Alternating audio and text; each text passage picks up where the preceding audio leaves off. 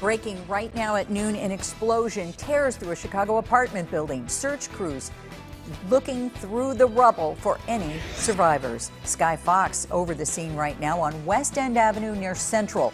This is in the South Austin neighborhood, and you can see the massive response from the fire department and other agencies. At least 8 people were injured in the blast. Sally Schulze is live near Washington and Central and has the breaking details. Sally. Roseanne, this has been a scene of chaos. Now it is a scene of a lot of questions. What caused this? What happens next? Fire officials have confirmed there was an explosion. They don't know yet what caused it. We know multiple people have been hurt, including one, I'm told, that has severe burns. I want you to take a look at the damage. There you see the roof collapsed on the top of this building. Multiple emergency crews still here on the scene right now. I want to give you a different view. Video that we shot earlier of the destruction spilling across Central Avenue at West End here in the Austin neighborhood. As you just look at the debris here, it shows you the force of this explosion. Bricks scattered across the block. The explosion happened about 9 a.m. in a building with 35 units. Multiple people have told me they heard a boom. They felt the place shake, even next door. I want you to listen to one man who was here when this explosion rocked the neighborhood. Anybody that lived at least 12 blocks from here had to hear it. There was a smell of gas, a real strong smell of gas. I did smell natural gas. As I was running, I seen glass blown out of windows, car windows, home windows, people doors blown open like mine was. My front door was ajar. So it knocked locks from our doors open. So then when firefighters arrived first on the scene, they quickly upped the response, calling in more people. 10 ambulances responded, and we know 8 people were transported to area hospitals, 3 of them in serious to critical, and again, one with severe burns, traumatic injuries, I'm told. Then fire had to try to search this building for others, while knowing that top floor is extremely unstable. They evacuated the building next door. They're keeping everyone out of what they call the collapse zone. Listen now to fire officials describe this tricky job of searching for survivors.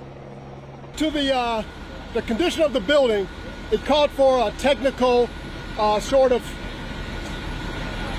to search the entire building. The upper floors, it was compromised. So we had to get our technical experts in here to shore up with struts to make sure we didn't leave any victims underneath any of the debris. A lot of debris to remove. We're still in the process of doing that. Okay, let's give you a live look from above. Sky Fox flying overhead right now. Fire officials say they've still been searching, but they are confident they have gotten everyone out of this building. He was mentioning that debris. It is a huge cleanup job that is just getting started here. When fire is done looking at the building department's going to move in there, try to figure this out. Also, People's Gas here on the scene. You heard that one person mention that they thought they smelled gas. Well, People's Gas, a spokesperson, is saying at this reason there's no point to believe that this is related to gas or any of their equipment.